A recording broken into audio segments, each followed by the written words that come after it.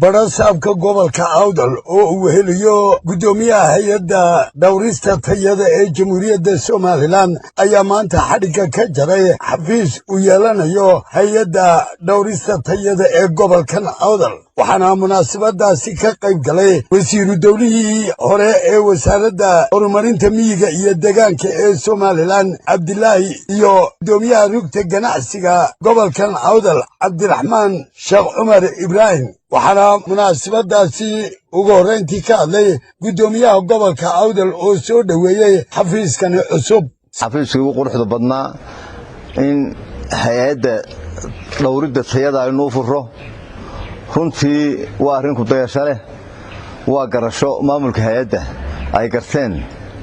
waayo hogaagu kula marti taga kolba waxa lagu qadarinayaa meesha agtoo taasay tahay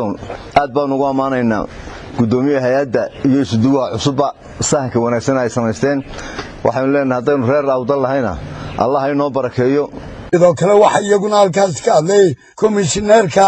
hay'adda dhawrista tayada ee Soomaaliland Faysal Maxamed iyo isduuwaha cusub ee hay'addaasi Cabdikariin Cabdilaahi Diiriye waxaanay ka warameen xafiiskani uu yeelanayo hay'adda dhawrista tayada ee gobolka Awdal reer Awdal guul weyn bay u tahay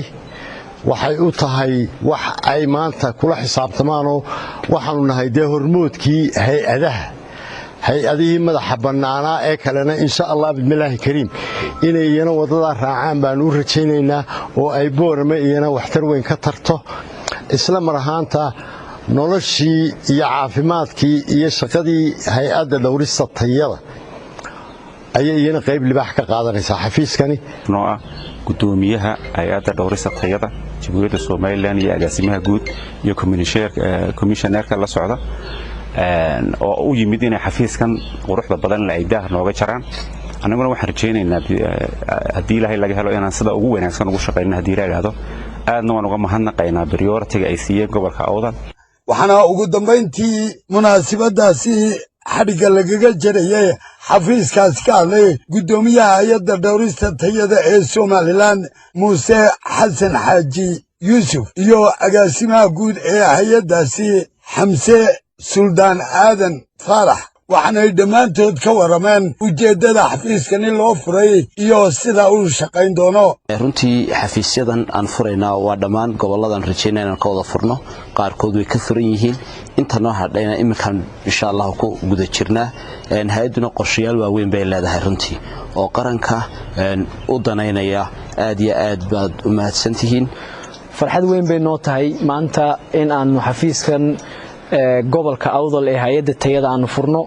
oo in muddo ah aanu niyadda ku haynay waa gobol u baahan in la tayeeyo la ilaaliyo la baaro la hubiyo agabka lagu isticmaalayo ka imanaya xuduudda ka soo galaya dalalka shaarka nahay farxad weyn bay tahay saaka markaan arkay shaqaalihii oo xafiiskii jooga